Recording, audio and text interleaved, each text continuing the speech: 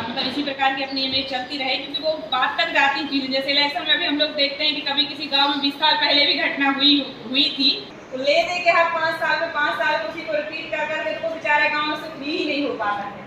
तो इस प्रकार की चीज़ें जो है वो लंबे समय तक जाती हैं और वो इसी से रहता है, सौहार्द और सब चीज़ें बनी रहती हैं जब सब लोग मिलकर प्रयास करते हैं और सब एक समाज की तरह सोचते हैं कि नहीं, हमारा शहर, हमारा गांव, हमारा क्षेत्र है और ये जैसे इसकी इमेज है वो बनी रहे, तो वो सब चीज़ें उसी से संभव हो पाती हैं।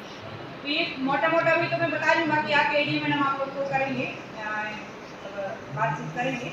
तो एक तो ये है कि हमारे त्यौहार जो हैं उसके बारे में अभी तो एसडीओ साहब भी नए हैं, मैं भी अभी नई हूँ, तो कुछ आप लोगों से पहले तो हम इनपुट्स लेना चाहते हैं कि क्या क्या चीज़ें होती हैं, कभी कोई समस्या आई हो या और कुछ क्या करना चाहिए। अभी तो हम आप लोगों की तरफ से ही इनपुट गए क्योंकि अभी हम लोगों को बेसिक ज़्यादा यहाँ की जानकारी है। दूसरा, इलेक्शन को लेकर आप लोग का कुछ पॉइंट हो तो हमको एडीएम मैडम को एडिशनल एसपी साहब आ रहे हैं, उसमें भी कहीं कुछ लग रहा हो आपको, मतदाता सूची का काम भी अभी लगभग 1-1.5 महीने चलता रहा।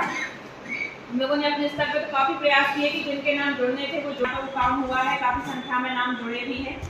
तो उसको लेके यदि आपको लग रहा है कोई तो अभी पोर्टल हमारा है, मतलब अब हम लोगों के लेवल पर है, हालांकि पब्लिकली वो बंद हो गया है काफ़ी लंबा समय चला।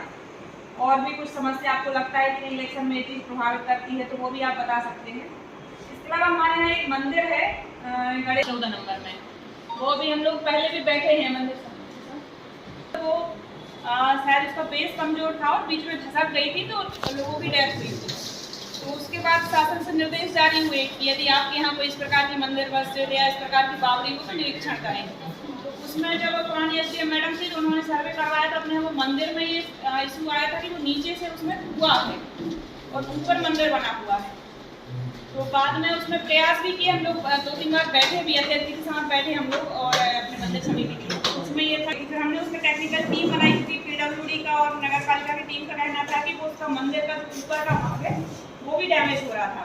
3 लोगों की इसमें समिति बनाई थी, उसमें एक पीडब्ल्यूडी के इंजीनियर थे, एक नगर पालिका के इंजीनियर थे और एक स्वतंत्र व्यक्ति थे, ईश्वरी गढ़। उनका ये कहना है कि वो अब मतलब उसका जो ऊपर का भाग है वो भी क्रैक है तो वो फिलिंग लायक नहीं है, मतलब उसमें डिसमेंटल ही करना पड़ेगा, क्योंकि उनका कहना है कि हम होल करते हैं और वो कंपन में यदि ऊपर का गिर गया तो वो फिर एक नई समस्या है। मोटे मोटे रूप पर पीओपी की मूर्ति के संबंध में बात हो गई होगी आपके सुनने की, वो यूज़ नहीं होगा।